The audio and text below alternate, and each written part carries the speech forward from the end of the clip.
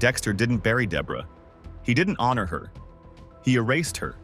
No grave, no goodbye, just the ocean swallowing her like she never existed. Why? Was it grief? Guilt? Or was this just Dexter being Dexter, removing the evidence, cleaning up the mess, pretending it never happened? This wasn't just a farewell. This was a confession, a punishment, a final act of erasure. From the very beginning, the ocean was never just a place to dispose of bodies. For Dexter, it was his reset button, his way of cleansing himself from what he had done. Every victim he killed disappeared beneath the waves, erased from existence, gone without a trace. But there's something uniquely psychological about this act, something that goes beyond the simple mechanics of disposal. The ocean didn't just make the bodies disappear, it allowed Dexter to pretend they never existed in the first place. A burial would have been an admission of permanence, a marker of loss, a site that demanded remembrance. But Dexter's entire existence was built on not remembering. His kills weren't supposed to linger. He never visited graves, never allowed himself to sit with his choices. The ocean was his eraser, the vast nothingness that made everything he had done seem like it had never happened at all. So when Dexter carried Debra's body onto his boat, the gravity of his choice becomes something far greater than just getting rid of her remains. It wasn't just about giving her an end. It was about denying the reality of that end entirely. Because if Debra had no grave, if there was no physical marker of her passing, then maybe Dexter wouldn't have to confront the truth, that his existence, his actions, his very nature had led to this moment. But there's something even darker beneath the surface. Dexter had never thrown an innocent person into the ocean before. Every single body that had met this fate was carefully chosen under his code. Criminals, murderers, people he deemed deserving of this kind of disappearance. The ocean was for the guilty. So what does it say that Debra was treated the same way? If Dexter had buried her, if he had stood over her grave, if he had allowed himself to feel the weight of what he had lost, it would have been real. It would have forced him to face what he had done. It would have made Debra's death something undeniable, something permanent, something he couldn't just wash away. But instead, he followed the same process he had always used. Remove the body, remove the evidence, remove the guilt. Only this time, the evidence was his sister. This was not an act of love. It was not a gesture of farewell. It was an erasure, just like every other body that had ever sunk beneath those waves. But here's the real question. Was Dexter trying to erase Debra, or was he trying to erase himself? Because in that moment, standing on that boat, watching the body of the only person he had ever truly loved slip beneath the surface, Dexter wasn't just throwing away Debra, he was throwing away the last piece of himself that still believed he could be saved. Dexter had a code, a ritual. He followed it meticulously, ensuring that every victim met the same fate: plastic wrap, a table, a knife, and then, finally, the ocean. This ritual was more than just a method. It was his moral framework, the thing that separated him from the monsters he hunted. Every step was calculated, designed to reinforce the belief that he wasn't like them. The kill wasn't impulsive. It was controlled. The bodies weren't dumped recklessly. They were disposed of with precision. The ocean wasn't just where the remains disappeared. It was where Dexter cleansed himself, convinced himself that he had done the right thing. And yet, with Debra, there was no ritual, no preparation, no plastic wrap, no cold clinical detachment, just quiet resignation as he carried her onto the boat and released her into the water. For years, Dexter had lived under the illusion that his dark passenger was a necessary force, that it had a purpose. He wasn't a mindless killer. He wasn't a predator who slaughtered indiscriminately. His code ensured that only the wicked suffered, that his actions had meaning. But Debra's death shattered that illusion. She wasn't a serial killer. She wasn't a predator. She wasn't a threat to anyone. And yet, in the end, she met the same fate as the very people Dexter had spent his life hunting. Maybe not intentionally. Maybe not with malice. But that's what makes this moment so disturbing. Because if even Debra, a person he loved, ended up in the same place as his victims, then what did that say about him? Had he been justifying his actions all this time? Telling himself that he was different? That his kills had meaning? That he wasn't just another murderer? Or was this the moment where that lie finally collapsed? Because if he had truly been in control, if his kills had really been about justice, then Debra should have been the one person in his life who was safe. Instead, she became another casualty, another body. Another piece of his world swallowed by the darkness. And that raises an even bigger, more terrifying question. Was Dexter ever truly in control?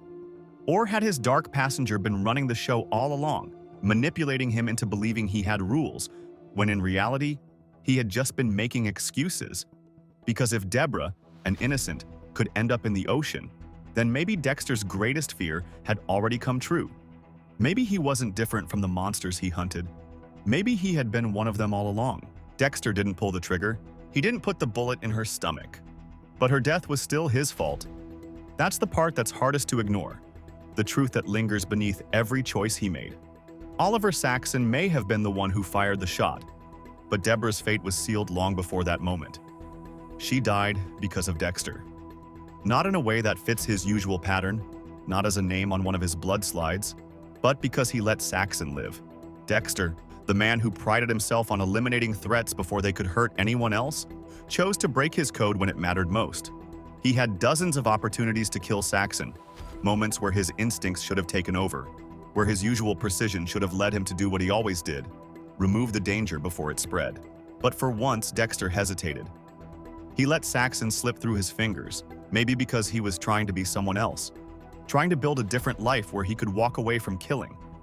And that single hesitation, that brief moment of indecision, was all it took to destroy the one person he swore he would protect. If Dexter had stuck to his code, if he had eliminated Saxon like he had done to so many others, Debra would still be alive. But he didn't. And that's why, when Dexter dumped her into the ocean, it wasn't just about letting go. It was an admission of guilt. Because maybe, in his mind, he did kill her. Not with a knife, not with a needle, but with his presence, his choices, his very existence. Debra spent her entire life trying to pull Dexter out of the darkness, believing that he could be more than his instincts, that there was something human inside him worth saving. She made excuses for him, protected him, lied for him. But in the end, it wasn't enough. In the end, the darkness won. And the tragedy isn't just that she died, it's that she died because of him. Because Dexter wasn't meant to have real connections. His world, the world he had built for himself, the one he spent decades navigating, was never supposed to include someone like Debra. She didn't belong there. She wasn't like him. And yet, because she loved him, because she refused to walk away, she got pulled in anyway. She spent years trying to save him. And in the end, he was the one who destroyed her. What if this wasn't just Dexter saying goodbye? What if, in his own twisted way, this was Dexter carrying out his final kill? For years, he believed that Harry's code made him different from the true monsters. He convinced himself that he wasn't like them because he had rules, limits, a system to justify his actions. He only took the lives of those who deserved it, those who had already taken innocent lives themselves. This belief was the foundation of his entire existence. It was what allowed him to look in the mirror and see something other than a mindless killer staring back. But what happens when the innocent, the people closest to him, end up as collateral damage? Debra wasn't just an innocent. She was his moral tether, the one thing that constantly pulled him back from the abyss.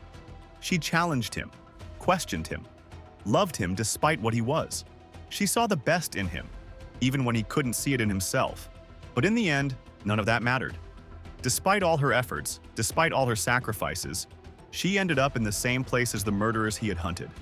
Dexter had always been judge, jury, and executioner.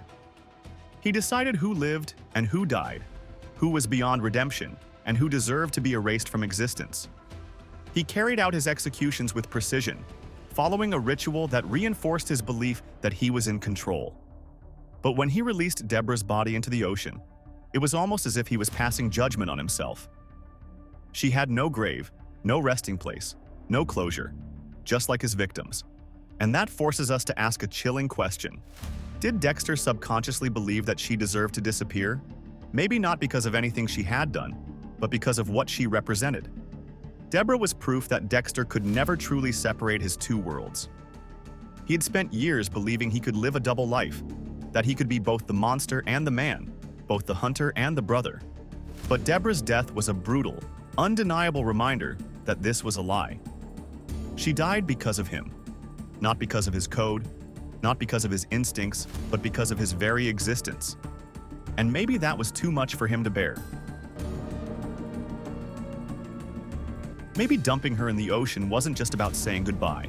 Maybe it was his way of burying the last piece of himself that still believed he could be something more. Or worse, maybe it was his way of admitting that the real person who deserved to disappear wasn't Debra.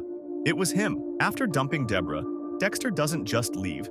He doesn't run. He doesn't try to start over like he has so many times before. Instead, he sails straight into a hurricane.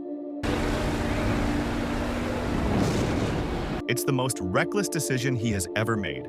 This is a man who has spent his entire life meticulously planning every move, every kill, every escape. But in this moment, there is no calculation. There is no plan. There is only the storm, violent, chaotic, and completely out of his control. Was this an attempt to end everything? For a man who had always been obsessed with control, this was the ultimate surrender. No more careful execution, no more ritual, no more hiding in the shadows. Just the raw, untamed force of nature swallowing him whole. But if that's true, if Dexter really wanted to die, why didn't he let himself sink with her? Why did he let the ocean take Debra but not himself? If he had truly given up, wouldn't it have made more sense for him to go down with the last person he ever truly loved? Maybe deep down, Dexter believed he still had a purpose. I destroy everyone I love. I can't let that happen to Hannah, to Harrison. I have to protect them from me. Or maybe he thought he didn't deserve the easy way out. Because if Dexter had died in the hurricane, it would have been quick. It would have been painless. It would have been an escape. But Dexter didn't take the easy way out. He didn't allow himself to vanish like his victims. Instead, he let the storm erase Debra while he kept living. And that's what makes this moment so unsettling. Was surviving his real punishment? Because if he had gone down with Debra, it would have been a tragedy. It would have been a final act of despair, a last attempt at joining her in the abyss. But living? That meant carrying the weight of what he had done. It meant waking up every day knowing that Debra was gone because of him. It meant looking in the mirror and seeing the man who had failed, the man who had dragged his sister into a world she was never supposed to be part of. The man who had spent his entire life justifying his actions only to end up alone. Maybe, in the end, Dexter realized something even more horrifying than the idea of dying. Maybe he realized that death would have been too easy, and that the worst punishment he could give himself was letting himself live. If Dexter had buried Debra, he would have had to live with her memory. He would have had to stand over her grave, forced to confront the undeniable truth that she was gone because of him. Every visit, every flower left behind, every moment spent looking at her name carved into stone would have been a reminder, a wound that would never close, a guilt that would never fade. But Dexter doesn't do well with guilt. Guilt requires acceptance. Guilt forces you to acknowledge what you've done and carry it with you. And Dexter? He's never been one to carry the past with him. He erases it. That's what he has always done. It's how he has survived. So by letting the ocean take Debra, he wasn't just saying goodbye. He was removing the evidence of his failure, because that's what Debra had become in his eyes. She wasn't just his sister. She was a reminder. A reminder that his double life wasn't sustainable, that no matter how much he tried to separate his worlds, they would always collide. A reminder that he wasn't in control, a reminder that he had lost. So when he lowered Debra's body into the ocean, it wasn't just about love or grief or even guilt. It was about denial. If she was gone, if there was no grave, no body, no physical proof that she had ever been a part of his life, then maybe, in some twisted way, he could convince himself that it hadn't happened at all. Just like he erased everyone else who got in his way. Because think about it. How many people did Dexter remove from existence, not just in death, but in memory? He didn't just kill his victims. He made sure there was no trace of them left. No justice for their families, no funerals, no closure. They didn't just die, they disappeared. And now, Debra had disappeared too. So, was this really about love? Or was this just Dexter being Dexter, removing the parts of his life that he didn't want to deal with? Because if Debra had a grave, if there was a place where she still existed, then Dexter would have to face the truth about himself. And maybe he wasn't ready for that. Maybe the hardest thing for Dexter to accept was that he had never been the hero of his own story. And if Debra had lived long enough to see the truth, maybe she would have realized it too. Throughout Dexter, Debra was more than just his sister. She was his anchor to humanity. She was the one person who, despite everything, stood by him. Even when she discovered his secret, even when it broke her. She didn't walk away. She sacrificed her sanity, her morality, and ultimately her life because of her love for him. But in the end, how did Dexter repay her?